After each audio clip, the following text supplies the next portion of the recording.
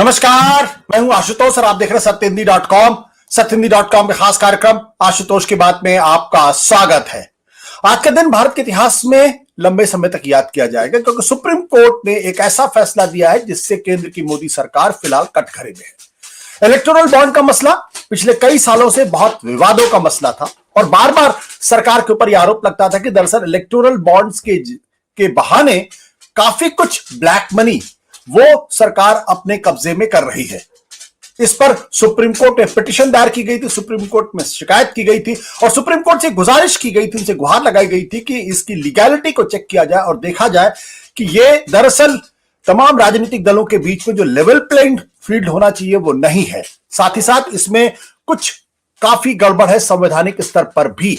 अब supreme court ने 5 साल के बाद, बल्कि थोड़ा ज्यादा वक्त के बाद इस मसले पर अपना फैसला दिया है और सुप्रीम कोर्ट का जो फैसला है वो बहुत साफ तौर पर कहता है कि दरअसल इलेक्टोरल बॉन्ड की जो स्कीम है ये स्कीम गैर संवैधानिक है, ये आरटीआई के कानूनों का उल्लंघन है और देश की जनता को जानने का अधिकार है कि किस राजनीतिक दल को किस शख्स ने या किस कंपनी ने या किस कॉर्पोरेशन ने उनको पैसे दिए हैं, ताकि जनता उसके आधार पर अपना मन बना सके और जान सके कि किसको कितना पैसा मिल रहा है और क्यों मिल रहा है, इसके पीछे के कारण क्या है। अब सुप्रीम कोर्ट का जो फैसला आया है उसमें साफ तौर पर बात कही गई है कि ये जो इलेक्टोरल बॉन्ड की स्कीम है असंवैधानिक है, आरटीआई नियमों का उल्लंघन है और जनता को जानने का हक है। लेकिन इस मसले पर अदालत के अंदर लंबी कानूनी लड़ाई लड़ने वाले प्रशांत भूषण जी इस वक्त हमारे साथ है। उनसे जानने की कोशिश करेंगे कि दरअसल इस सुप्रीम कोर्ट के इस फैसले की एक क्या उनको अपेक्षा थी, दूसरा ये कितना बड़ा फैसला है और तीसरा क्या इसके बाद भारतीय जनता पार्टी या मोदी सरकार पर कोई लगाम या अंकुश लग पाएगा, चौथा क्या चुनाव के अंदर जो ब्लैक मनी आती है उस पर भी कोई अंकुश लगेगा या नहीं लगेगा। प्रशांत जी आपका बहुत बहुत स्वागत है हमारे इस विशेष कार्यक्रम में। लेकिन आपसे बातचीत शुरू करने के पहले अपने दर्शकों को एक छोटे से ग्राफिक्स के जरिए बता दें कि दरअसल अब तक कितने बॉन्ड खरीदे गए थे, उनकी कुल कीमत कितनी थी। तकरीबन 28,030 बॉन्ड खरीदे गए थे अब तक इलेक्टोरल बॉन्ड्स और उनकी कुल कीमत थी 16,437.63 हजार करोड़। इसमें आश्चर्यजनक रूप से जो सबको जो जो जो आशंका थी वो ये कि सबसे ज्यादा पैसे यानी 60% से ज्यादा जो पैसे हैं वो भारतीय जनता पार्टी को मिले 10,122 करोड़ रुपए और कांग्रेस पार्टी को देश की दूसरी राष्ट्रीय पार्टी है, लंबे समय तक देश में शासन में रही है, उसको सिर्फ 10% मिले यानी 1,547 रुपए। ये जो डिसबैलेंस है कि भारतीय जनता पार्टी को 10,000 करोड़ रुपए मिल रहे हैं और कांग्रेस पार्टी को सिर्फ 1,500 करोड़ रुपए मिल रहे हैं, ये अपने आप में पूरी एक कहानी कहता है। प्रशांत जी क्या आपको सुप्रीम कोर्ट के ऐसे फैसले की उम्मीद थी? देखिए, हाल का जो सुप्रीम कोर्ट का रवैया रहा है कि करीब करीब सारे ही फैसले सरकार के हक में आ रहे थे, चाहे वो अडानी हिंडनबर्ग का मामला हो, चाहे वो कश्मीर का मामला हो, चाहे वो बिरला सहारा डायरी का मामला हो, चाहे वो जज लोया का मामला हो, ये सब देखने के बाद तो बहुत निराशा होने लगी थी कि भाई सुप्रीम कोर्ट अपना दायित्व जो संवैधानिक दायित्व है, मौलिक अधिकारों की रक्षा करना, लोकतंत्र की रक्षा करना, लोकतांत्रिक संस्थानों की रक्षा करना, ये नहीं निभा पा रहा है। लेकिन आज का जो फैसला आया है ये बहुत ही महत्वपूर्ण है और जिसको कहते हैं देर आए दुरुस्त आए, तो बहुत देर लगी क्योंकि करीब करीब 6 साल के बाद ये फैसला आया है। जब हम लोगों ने इसको चुनौती दी थी उसके 6 साल के बाद आया है, लेकिन जो आया है ये बहुत महत्वपूर्ण है और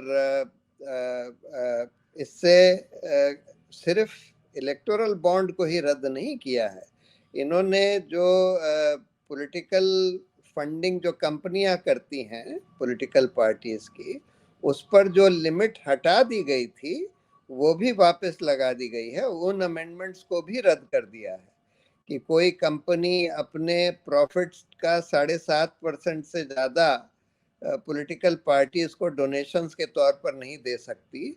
वो लिमिट हटा दी गई थी लेकिन उसको रद्द कर दिया और ये बोला है कि ये लिमिट हटाने का कोई औचित्य नहीं है और इससे तो सारे इलेक्शंस प्रभावित होंगे। एक्चुअली इन्होंने अपने जजमेंट में ना जी। बहुत महत्वपूर्ण चीजें कही हैं कि कैसे पैसे के आधार पर आजकल चुनाव हो रहे हैं, हमारा लोकतंत्र पैसे के आधार पर चल रहा है, और पॉलिटिकल पार्टीज की स्पेंडिंग पर कोई लिमिट नहीं लगाई गई है। मतलब इसी से आप अंदाजा लगा सकते हैं जी। कि किसी कैंडिडेट के ऊपर जो लिमिट है वो 75 लाख है।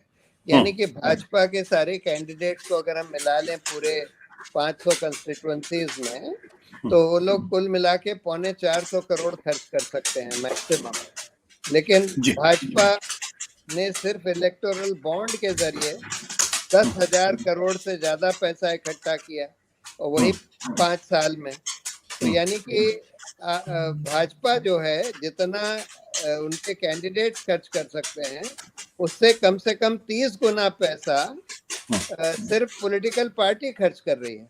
ये खच आवाज क्या आ रही है, पता नहीं कहाँ से आ रही।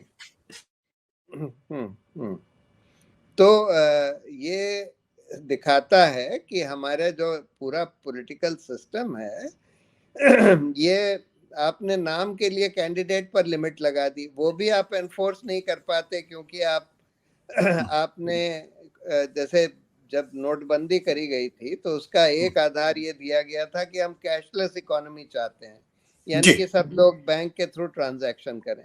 अब ये तो हम समझ सकते हैं कि आप आम आदमी को बाध्य नहीं कर सकते कि सब बैंक के ही संग ट्रांजैक्शन करें, लेकिन आप पॉलिटिकल पार्टीज और कैंडिडेट्स को तो बाध्य कर सकते थे।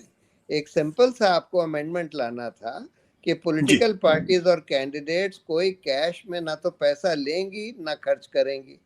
लेकिन वो आप नहीं लाना चाहते थे, क्योंकि आप यही पैसे का ही बोलबाला रखना चाहते हैं, क्योंकि जो रूलिंग पार्टी है उसी को सबसे ज्यादा पैसे मिलते हैं, जो इससे इलेक्टोरल बॉन्ड से ही जाहिर हो गया है।